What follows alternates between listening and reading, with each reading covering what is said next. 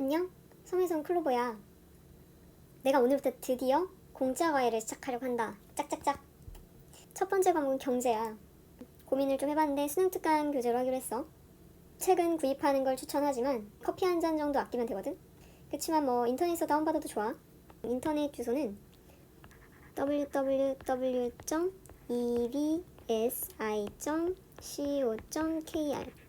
익숙하지? 여기 가서 EBS 교재 탭을 클릭을 해. 그러고 연계 교재 다운로드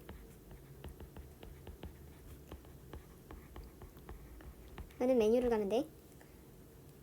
총 강의 수는 목차가 15회로 나뉘어져 있더라고. 그래서 나는 1회당 한 강 찍으려고. 그럼 총 15강이겠지? 길지도 않네. 과외 필요한 친구들, 그리고 클로버가 공부하는 방법이 궁금한 친구들 와서 마음껏 즐기길 바랄게. 바로 시작할게. 본격적으로 들어가기 앞서 전체 목차를 한번 살펴보고 갈게. 책에는 15장만 되어 있지만 그래서 내가 대목차를 옆에 써놨거든. 제1장 경제생활과 경제문제, 제2장 시장과 경제활동, 제3장 국가와 경제활동, 제4장 세계시장과 교역, 제5장 경제생활과 금융.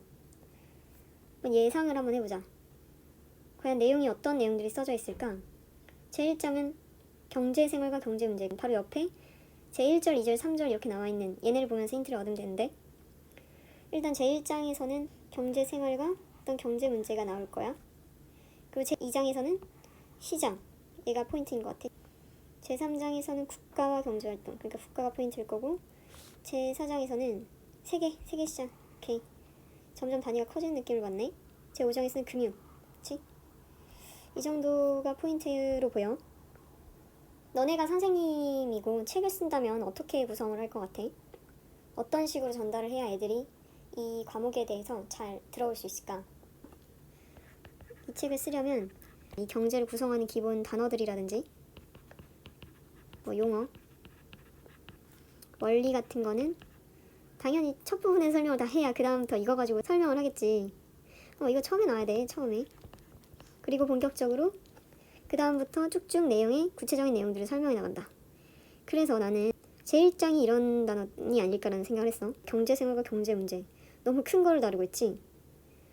여기서는 경제가 어떤 단원인지, 경제에서 뭘 배울 건지, 우리가 어떤 방향성을 갖고 가야 될지를 당연히 보여주겠지. 내가 지금 이렇게 얘기를 하는 게 물론 예측하면서 읽는 거긴 하지만 너무나도 당연한 상식적인 수준이라는 거 알겠니? 그리고 뭔가 구체적인 건 제2장부터 들어갈 거야. 얘는 거의 서론격에 해당하는 단원이겠지. 그리고 본격적으로 제2장 시장을 가볼까? 시장, 그리고 제3장 국가, 제4장 세계시장, 그리고 제5장 금융. 뭔가 시장은 사람들이 뭔가 활동을 하는 거고, 국가는 뭔가 좀 더 커진 것 같고, 세계시장은 그치, 미국, 일본, 중국 생각나지? 더 넓어지는 것 같고, 금융은 조금 다른 차원이긴 한데 뭔가 미시에서 거시로 가는 느낌 받니? 작은 거에서 큰 걸로 가는 느낌? 그거 받으면 돼. 나는 그런 느낌 받았거든? 오케이. 나는 방금 전체 목차 작업을 끝냈어. 굳이 이 작업을 해야 하나요? 이렇게 물어볼 수 있겠지? 이건 큰 그림을 그리는 작업인데 너네가 공부량이 너무 많게 느껴져서 중도 포기하는 걸 방지해 줄 거야. 그게 무슨 말이죠? 너네 마라톤 선수들이 어떻게 42.19km를 완주할 수 있는지 아니? 그냥 달리라고 하면 달릴 수 있는 사람 아무도 없을걸? 생각해볼래? 내가 달리고 있는데 어느 정도 달렸는지를 몰라. 그냥 달리래. 그게 얼마나 불안해. 불안정하지? 끝이 안 나는 것 같아서 결국 포기하게 되거든? 그럴 것 같지 않니? 근데 살짝 하나만 바꿔보자. 미리 큰 그림을 그려주는 거야. 자, 선수야, 봐봐. 삼성생명 건물까지가 5km 지점이야. 한강까지 가면 10km야. 자, 이렇게 가다 보면 42.19가 온다. 자, 전체 그림을 그려줘. 그러면 선수가 자기가 뛰고 있는 위치를 알잖아. 내가 지금 5에서 10km, 조금만 더 하면 10km네. 이 정도 알 수 있잖아. 그러면 이 선수는 42.19를 바라보고 뛰는 게 아니라 처음엔 5km를 보면서 뛰고 그 다음에 10km를 보고 뛰게 돼. 이게 큰 그림이 필요한 이유야. 물론 전체 그림은 세부 내용을 봐야 완벽히 그려져. 그러나 우리에게 주어진 단어들만으로도 추론이라는 걸 통해서 대강의 스케치는 할 수 있어. 그리고 실제 내용에 들어가서도 우리는 계속 큰 그림 작업을 할 건데, 그리고 세부 내용, 나무와 숲을 왔다 갔다 하면서 그림을 완성시켜 갈 거야. 내가 이제부터 할 게 뭔지 알겠어? 내가 그림을 어떻게 그릴지 기대해봐.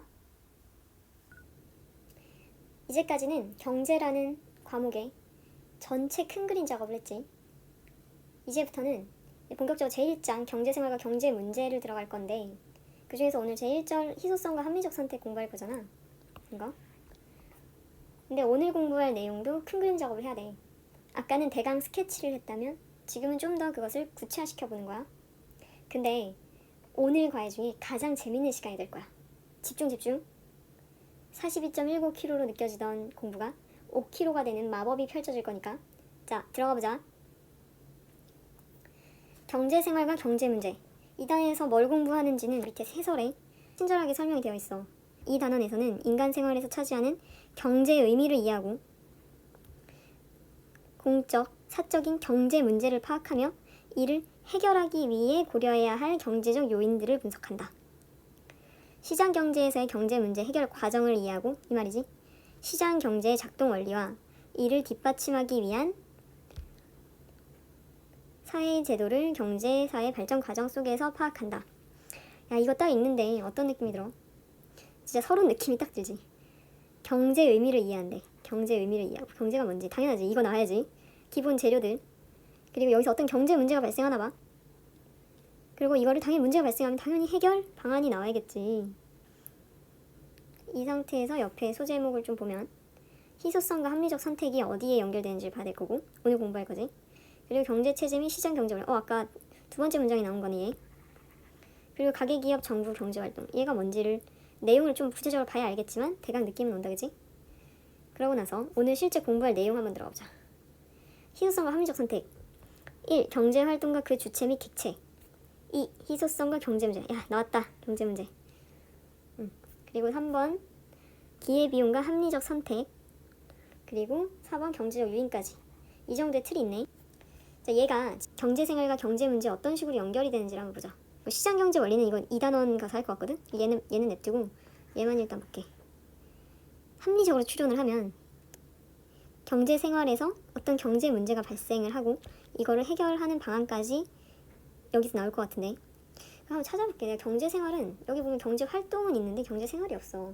경제활동은 뭐야? 생산, 분배, 소비하는 유형만 나와 있거든? 그래서 경제생활이라는 녀석을 한번 찾아볼게.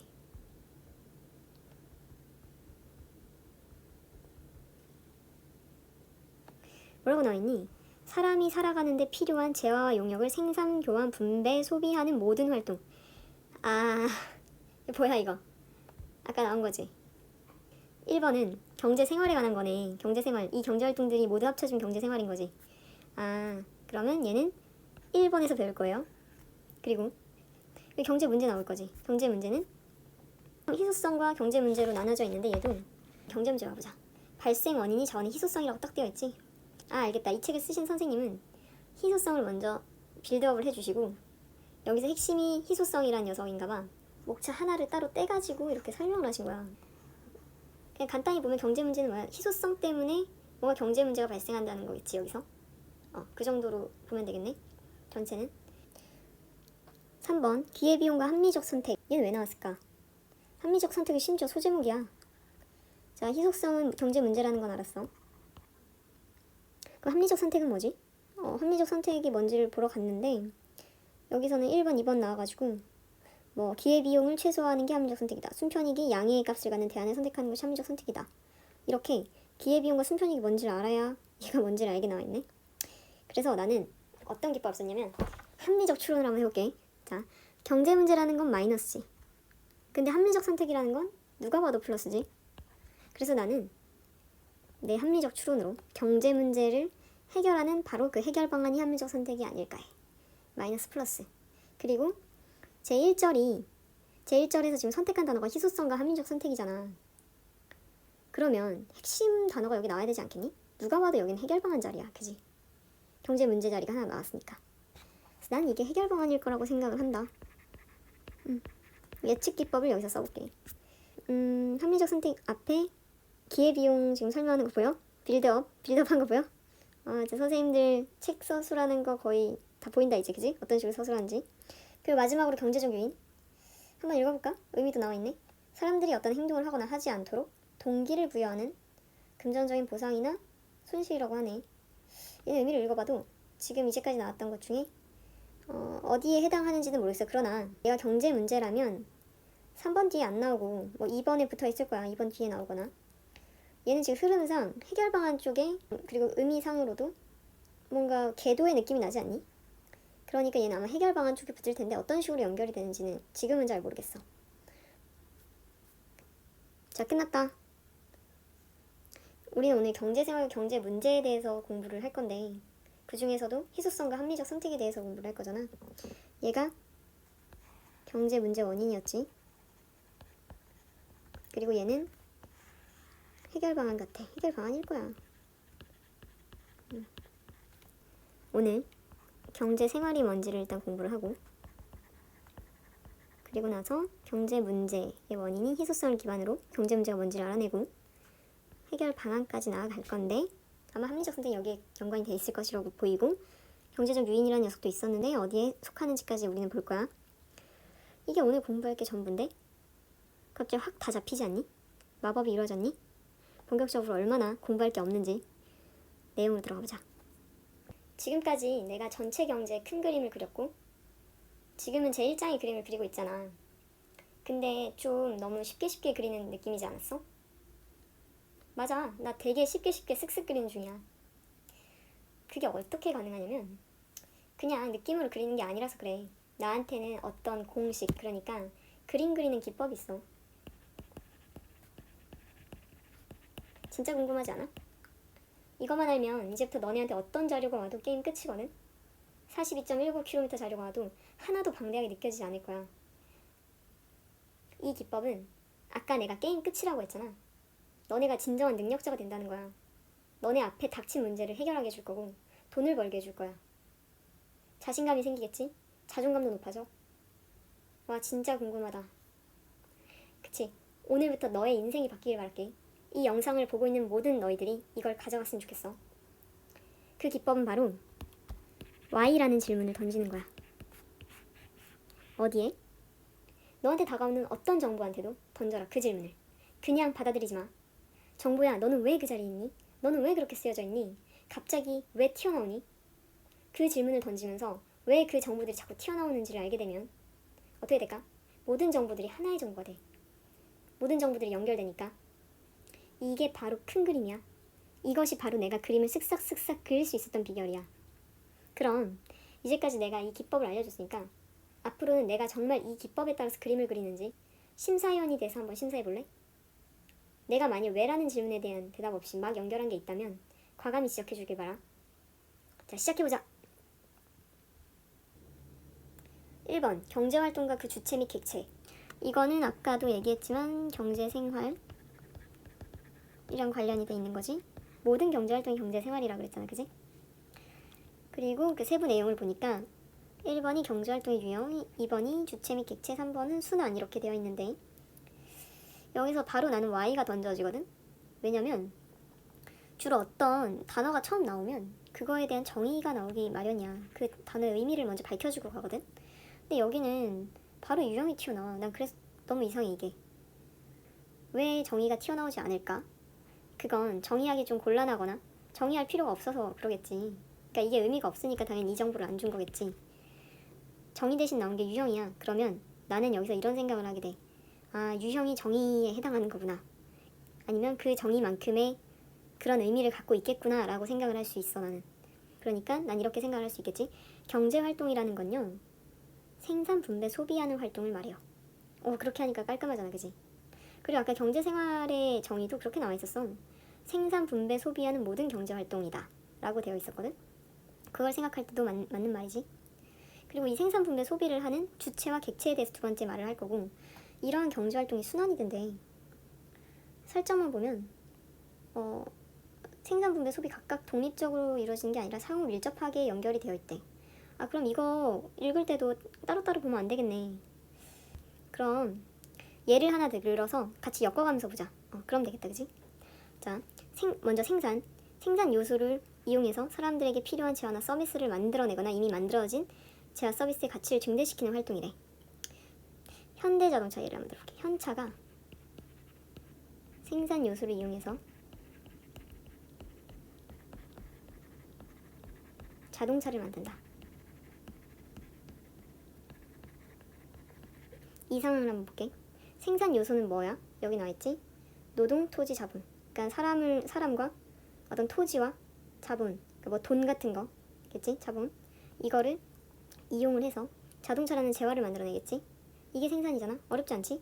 특징 같게 재화의 제조를 비롯해서 저장, 운송, 판매 등의 서비스 제공도 생산에 포함된다. 아, 나 근데 이거 읽는 순간 위에 지금 나와 있는 거 그대로 말한 거 아니야? 부연이네. 있으나 마나네. 오케이? 그다음 분배. 생산 과정에 참여한 대가를 주고받는 경제활동. 대가를 주고받는 거래. 생산 과정에 참여한 건 생산 요소인데 여기에 대해서 대가를 받는다. 자, 노동자들이지. 임금 받겠지. 토지 임대했으면 지대 받을 거고, 자본 돈 빌려줬으니까 이자 받겠지. 너무 쉽다, 그지? 오케이. 여기에 주는 대가지. 이게 분배지. 그리고 소비, 이거는 어디에 연결돼? 재화 서비스를 구매하는 거잖아, 그지? 구매하는 활동이니까 여기에 연결돼서, 여기에 연결된 게 분배, 여기에 연결된 게 소비, 만든다는 건 생산. 이렇게 연결하면 되겠지? 그리고 여기서 보면 소비는 생산의 원동력이 된대. 당연하지. 소비 돈을 여기에 지불을 하면 이걸 가지고 다시 생산 요소를 투자를 해서 만드니까, 그지? 여기 경제활동의 주체가 할게.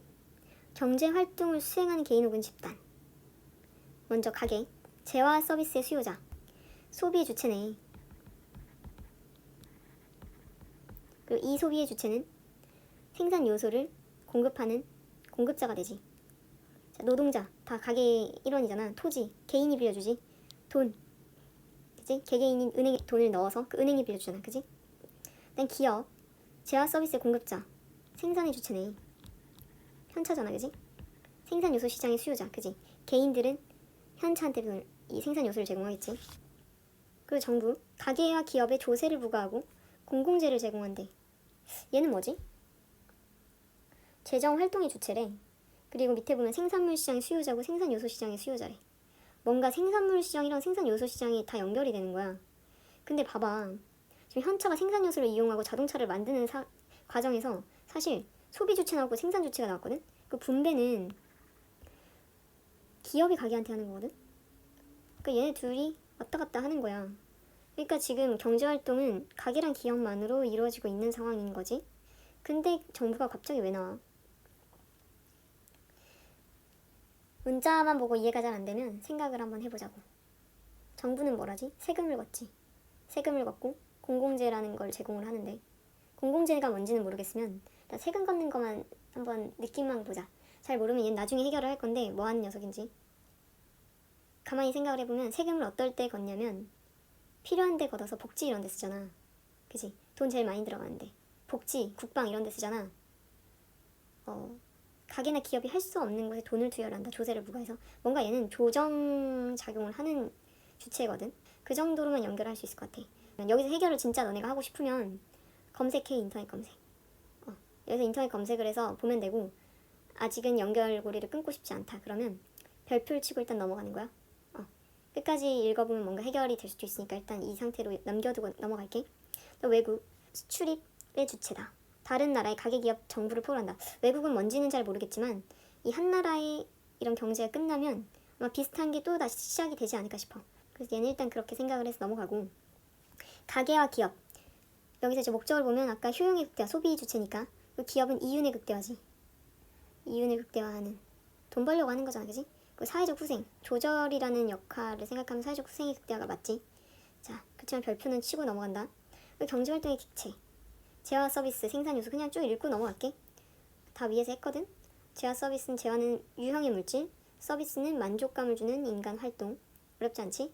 들어보지? 생산 요소, 노동, 인간의 육체적, 정신적 활동, 토지, 자본. 여기서 보면 토지랑 자본이 얘는 자연이고 얘는 인간이 만들어낸 거야. 얘를 다른 말로 하면 인공이지.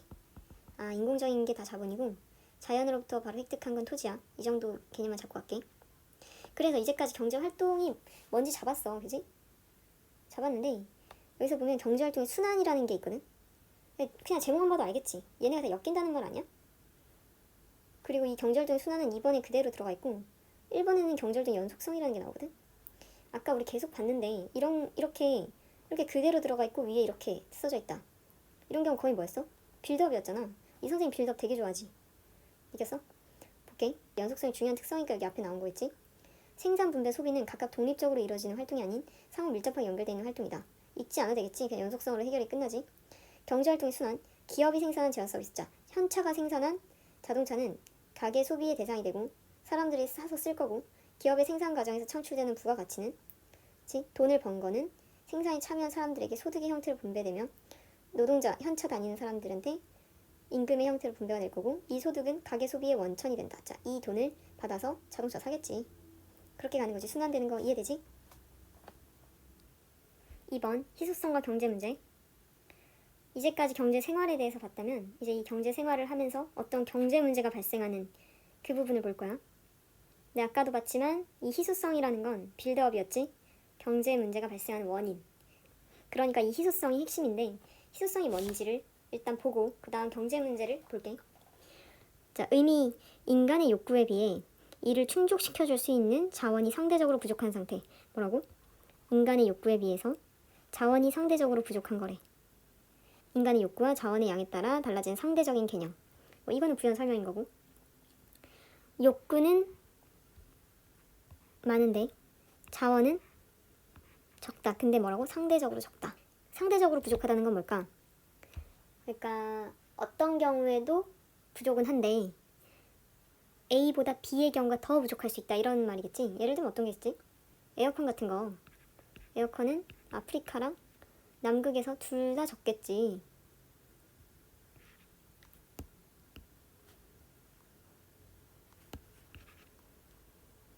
예를 들면 어떤 게 있을까?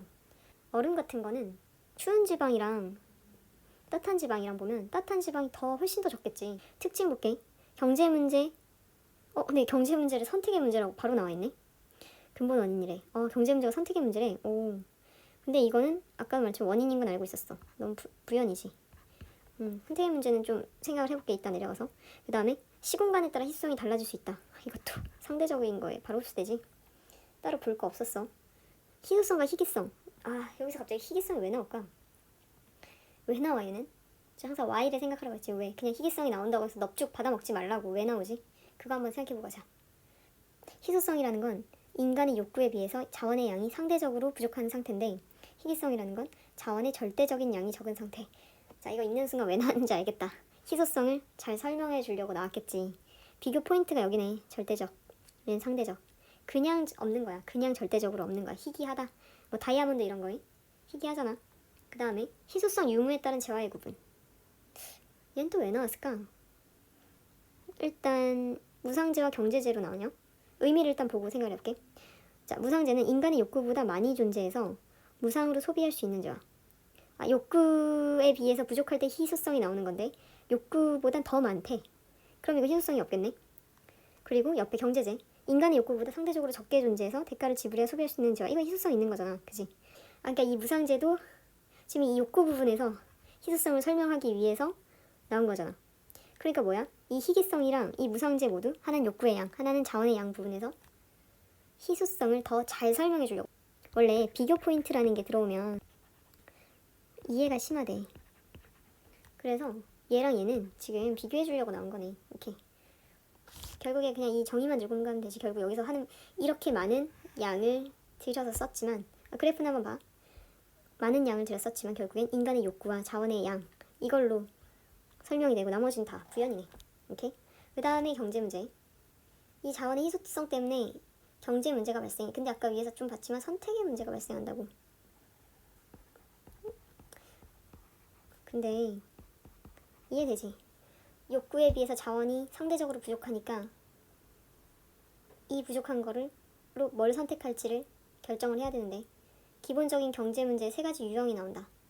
야, 근데 경제 문제가 똑같네. 정의 안 나오고 바로 유형으로 나와. 얘도 마찬가지네. 경제 활동이랑 똑같이. 정의하기가 좀 애매한 상황인가 봐. 일단 보지 마. 보지 말고 내가 진짜 제일 하지 말라고 하는 게 눈치챘는지 모르겠는데 정보 넙죽넙죽 받아먹는 거야. 그냥 여기서 나와 있는 정보 그대로 막 받아들이려고 하지 말라고.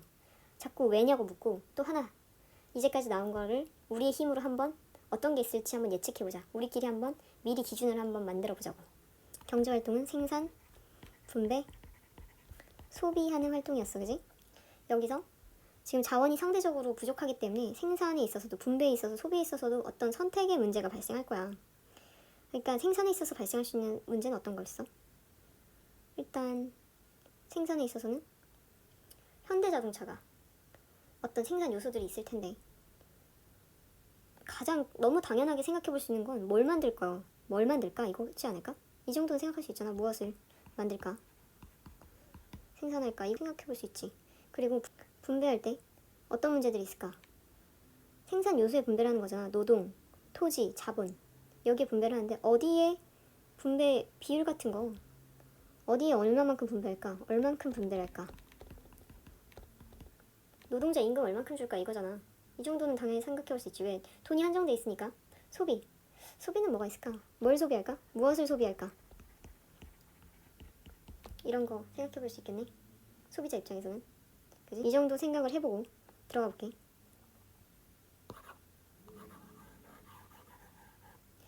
생산물의 결정, 생산 방법의 결정. 얘는 뭐야? 생산에 있어서네. 그리고 분배 방식의 결정. 얘는 분배네. 그러면 소비는요? 자, 여기서 지금 당연히 우리는 이 세계에서 여러 가지 엄청나게 많은 문제들이 발생해. 하나만 발생하겠니? 근데 지금 여기서 나온 거는 그중에 경제적으로 의미가 있는 녀석들만 따로 유형을 놓고 보는 거겠지. 그렇게 생각해 볼 수 있겠지. 그렇게 경제적으로 의미가 있는 경제 문제 세 가지를 보는 거겠지. 먼저 생산물의 결정. 무엇을 얼마나 생산할 것인가를 결정하는 문제래. 무엇은 아까 내가 찾았고 얼마나 생산할 것인가는 지금 처음 봤다. 뭐 사례는 읽어보고. 내가 아까 예측을 한번 해보라고 했잖아. 먼저 기준을 잡고 들어가라고 했잖아.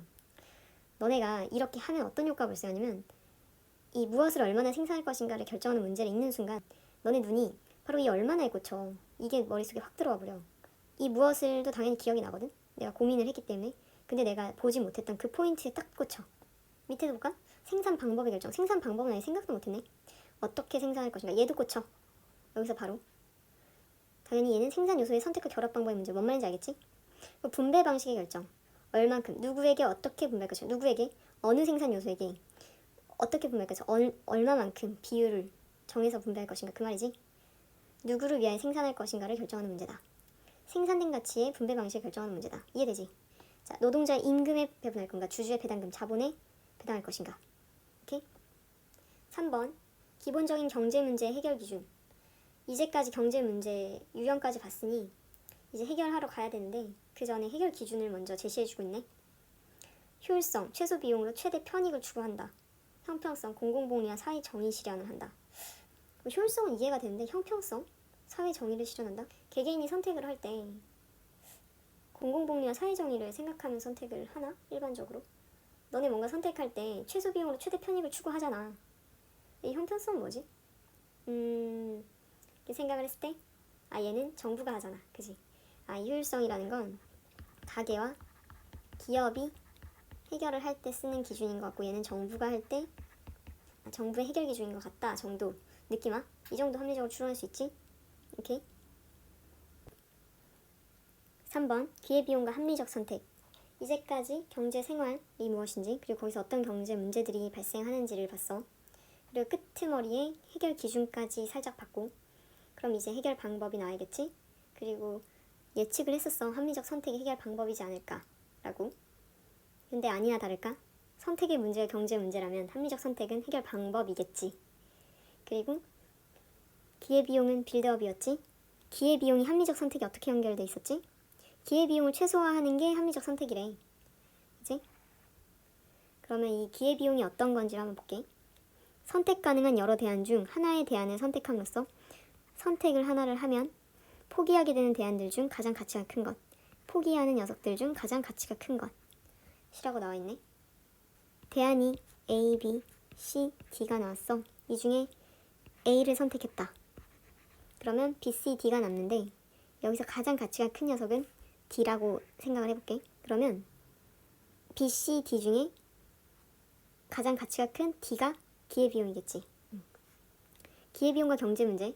경제 문제는 희소성으로 인한 선택의 문제고, 이제까지 한 거지. 모든 선택에는 항상 선택에 따른 기회비용이 발생한다. 그치? 선택을 해야 된다면 항상 최소 2개는 나온다는 거니까 포기하는 것은 분명히 나오기 마련이지. 기회비용은 포기하는 거잖아, 그치? 기회의 비용의 구성, 명시적 비용과 암묵적 비용 이렇게 돼 있대. 이거는 실제 예를 들어봐야겠다. 자, 내가 짜장면을 먹을 수 있었고 떡볶이를 먹을 수 있었어. 얼마로? 10,000원으로. 10,000원을 가지고. 근데 나는 짜장면이 먹고 싶어서 짜장면을 선택했네. 그럼 여기서 명시적 비용은 뭐야? 짜장면 선택할 때 썼던 10,000원이지. 10,000원이 명시적 비용이고, 다른 대안의 선택감에 따라 얻을 수 있었으나 포기한 떡볶이를 먹었을 때 내가 느낄 수 있는 만족감이라고 보면 되겠지? 그건 암묵적 비용이야. 쫙 지워주고, 이 기회비용을 최소화하는 선택이 합리적 선택이겠지. 왜냐면 포기할 수 있는 이 3개 중에 가장 가치가 큰 D를 포기하면 B씨는 따져보지도 않아도 되잖아. 제일 큰 놈만 때려서 얘보다 높으면, 그치? 제일 큰 놈을 최소화시키면 당연히 선택한 놈은 높아지는 거잖아. 나머지도 당연히 얘보다는 작잖아. B씨는 D보다는 작으니까 D가 최소화가 되면 B씨도 작아지는 거잖아. 그러니까 기회비용을 최소화하는 것이 합리적 선택, 당연하지.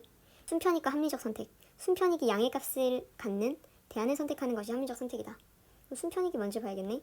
밑에 보면 편익이라는 건 선택으로 얻게 되는 이득이나 만족, 비용은 선택할 때의 기회비용 이렇게 되어 있네.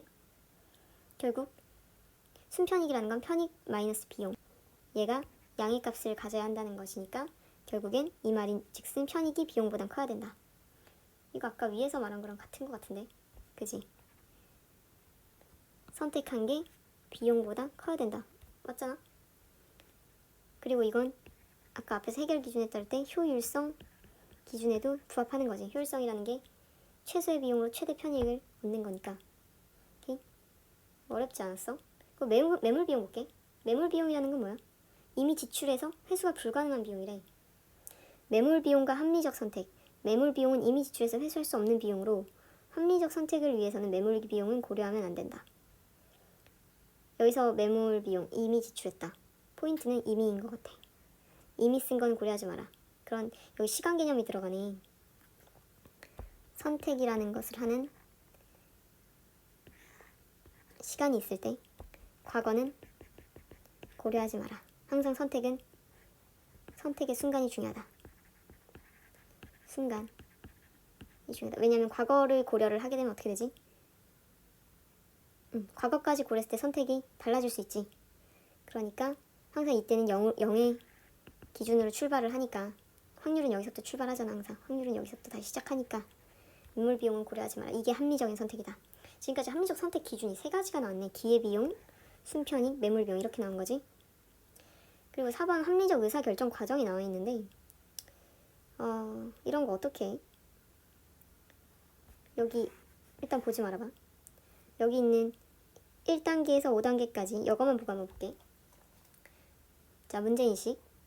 어떤 경제 생활에 있어서 경제 문제가 발생한다. 이거는 왜 발생해? 희소성 때문에 발생하지. 그래서 우리는 선택을 해야 돼. 대안들이 나올 텐데 여기서 평가 기준이 있지. 우리 해결 기준 뭐가 있지? 효율성 기준이 있을 거고, 순편익, 그리고 기회비용 고려해야 될 거고, 기회비용을 최소화하자. 그리고 매물비용 고려하지 말아라. 이런 게 있을 거고, 이거에 따라서 대안을 평가했더니 A가 가장 높다고 나왔다. 그럼 최종 선택을 A로 하겠지. 이거 아니야? 이제까지 공부한 거? 이거 한번 봐. 자, 문제의 내용과 성격 파악, 문제 해결의 필요성 인식, 너무 당연한 말, 문제와 관련된 자료와 정보 수집, 선택할 수 있는 대안의 탐색, 너무 당연한 말. 읽어봐. 너무 당연한 말이지. 이거 읽어야 되겠어? 틀리겠니?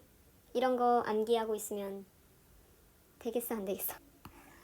먼저 이렇게 치고 올라가면 이게 너무 당연한 거를 한번 정리만 해주면 얘는 절대 안 봐도 되겠지. 안 틀리겠지. 틀릴 게 뭐 있어? 오케이. 그 다음에 경제적 유인. 우리 여기서 해결을 하기로 했잖아. 얘는 아까 연결을 못 지었던 거거든. 일단 의미가 나와 있으니까 의미 먼저 보고 갈게. 사람들이 어떤 행동을 하거나 하지 않도록 동기를 부여하는 금전적인 보상 또는 손실이래. 금전적인 보상 또는 손실. 긍정적 요인과 부정적 요인이 있다. 긍정적 요인은 더 하도록, 하거나 행동을 하거나 하지 않도록. 그럼 얘는 얘지? 이게 금전적인 보상을 주는 걸 거고 얘는 금전적인 손실을 주는 거겠지.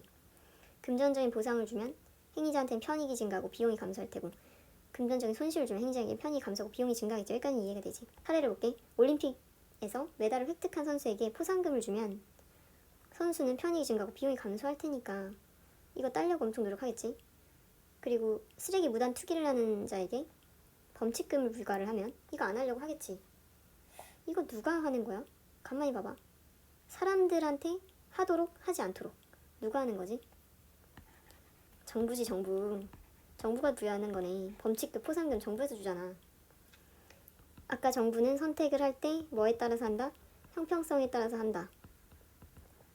사회의 정의를 실현하기 위해서, 공익을 위해서 형평성에 따라서 어떤 선택을 할 때, 그럼 경제적 요인이란 건 뭐야? 이 선택, 형평성에 따른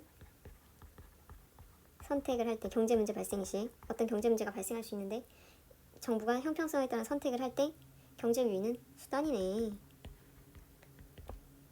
하도록 하는 수단이네.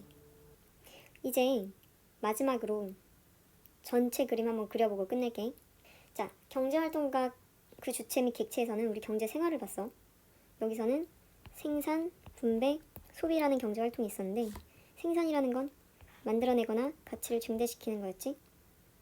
분배라는 건 대가를 주고받는 거였고, 소비라는 건 효용을 얻기 위해서 구매 또는 사용하는 거였어. 생산의 원동력이 된다는 부가 설명도 있었지. 그리고 경제활동의 주체는 소비의 주체인 가게, 생산의 주체인 기업, 그 다음에 정부. 이제 알겠어? 조세부과 및 공공재 제공. 이거는 정부가 뭔가 경제 문제가 발생했을 때 정부는 조정자 역할이었잖아. 형평성에 따라서. 그치? 사회적 후생을 극대화하기 위해서. 가게는 효용을 극대화하고 기업은 이윤. 정부는 사회적 후생을 극대화하기 위해서 이러한 경제활동을 한다. 이게 이해가 되기 시작하고, 가게는 뭐 제한 서비스의 수요자고 생산 요소인 공급자. 기업은 제한 서비스 공급자, 생산 요소 시장의 수요자. 그리고 생산물 시장의 수요자 둘 다 수요자고, 외국은 뭐 우리 국내 문제가 다 되면 외국도 비슷하게 흘러갈 거라는 걸 알고 있고, 경제활동의 객체, 대상, 경제활동의 대상, 생산물로서 재화 서비스, 생산요소로서 노동, 토지, 자본. 토지는 자연이었고 자본은 인공이었고, 이 정도. 경제활동은 순환하는데 경제활동은 연속성이라는 특징을 갖고 있으니까 경제활동은 순환한다는 특징이 있습니다. 맞물린다는 거지.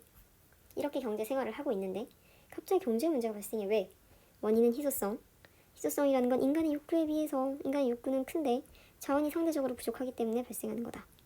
나머지 문제가 없었고, 희귀성이랑 무상재는 희소성 설명하기 위해서 나온 거니까 필요 없고, 경제 문제가 이렇게 발생을 해. 대표적인 유형으로 생산물 결정, 생산 방법 결정, 분배 방식 결정이라는 문제들이 발생하는데, 이거를 해결하는 기준으로 효율성과 형평성.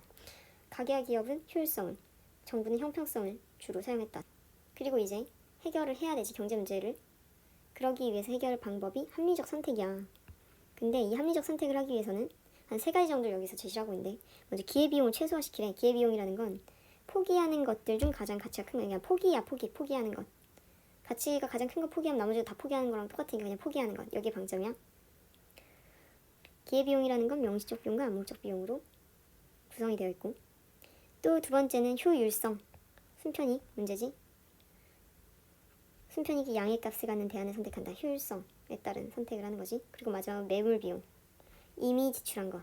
그러니까 항상 그때 그 선택하는 그 순간을만을 고려해야 된다는 거지. 합리적 의사결정 볼 필요 없었고, 경제적 유의는 뭐였어?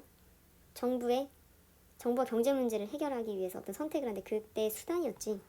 얘는 수단이었어, 수단.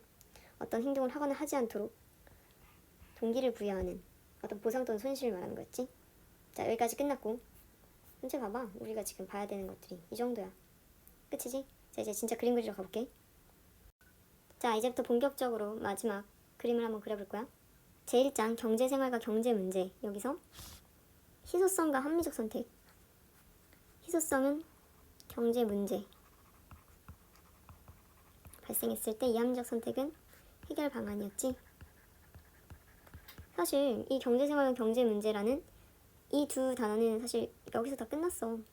그리고 경제체제 및 시장경제 원리를 좀 더 보고, 가계기업 정부의 경제활동, 얘는 알겠지. 이제 얘는 각 주체의 경제활동을 좀 더 자세히 보겠지. 여기서 그래서 다음 시간에 공부할 이 시장경제 원리만 공부를 잘하면 제1장은 전체 그림이 좀 명확하게 잡힐 것 같아.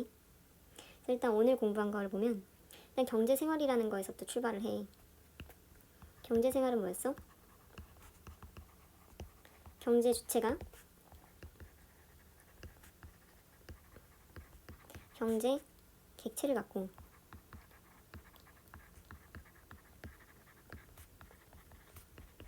경제활동을 하는데 경제활동이라는 건 생산, 분배, 소비하는 모든 활동이었지. 이때 여기서 경제 주체는 가게, 기업, 정부 정도가 있었을 거고, 경제 객체라는 건 생산물, 재화와 서비스가 있었고, 생산 요소를 통해 생산물을 만들었잖아. 노동, 토지, 자연적인 거, 자본, 인공적인 거, 그지? 이런 게 있었고, 생산의 주체는 기업, 소비의 주체는 가게, 분배는 기업이 가게한테 하는데 이때 이제 주로 정부가 형평성의 기치를 내걸고 많이 개입을 했었잖아, 그지? 근데 이거를 하는데 뭐가 발생해? 희소성이라는 것 때문에 경제 문제가 발생해. 어떤 경제 문제지? 희소성이라는 건 욕구는 큰데 자원은 한정돼 있으니까 발생하는 선택의 문제였지.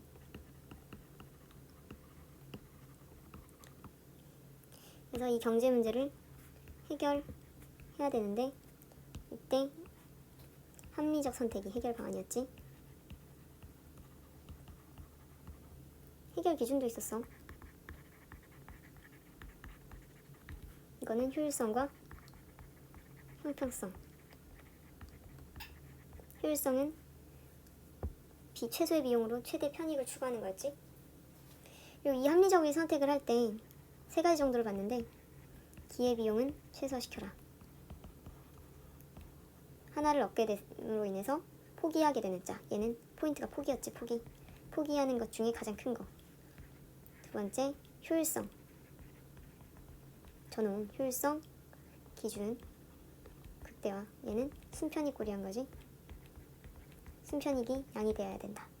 세 번째, 매몰 비용은 고려하지 말아라. 이렇게 하면 합리적 선택이 돼. 자, 근데 이것은 주로 가게와 기업의 선택 기준인 거고, 사실 정부의 선택도 있을 거 아니야. 정부의 선택도 있겠지. 정부는 형평성을 추구를 하는데 형평성에 따라서 선택을 할 텐데, 해결을 할 텐데, 이때 수단이 경제적 유인이었어. 그러니까 금전적인 보상 또는 손실을 내걸어서 사람들한테 어떤 행동을 하거나 하지 않도록 해서 어떤 사회에서 발생할 수 있는 어떤 빵꾸를 메우는 거야. 이제 빵꾸 때우는 거지. 왜냐면 가게와 기업들이 각자의 편익을 추구하면서 선택을 하는데 그게 전체적으로는 옳지 않을 수 있거든. 그래서 경제적 유인을 주면서 그 빵꾸를 때우는 거겠지. 물론 내가 해결 기준을 가계 기업은 효율성, 정부는 형평성 이렇게 나눈 것처럼 보이지만 정부도 효율성에 따른 선택을 해. 주로 이렇게 따른다고. 주로 이렇게 고려를 크게 한다고. 오해하지 않았으면 좋겠고. 자, 이제 마무리할게. 지금까지 잘 들어줘서 고맙고, 내가 경제 과목을 선택을 하긴 했는데 내 목표는 너네 고작 경제 성적 하나 올려주는 거 아니야. 난 상당히 꿈이 큰 사람이야. 너네한테 어떤 게 주어져도 너 걸로 만들 수 있는 자신감을 갖게 만드는 거. 너네가 지금 어떤 상황에 있든지 관계없어. 너 스스로한테서 희망을 발견할 수 있다는 거. 너네 깨달았으면 좋겠다. 계속 들어올 거지? 그래, 또 보자. 안녕.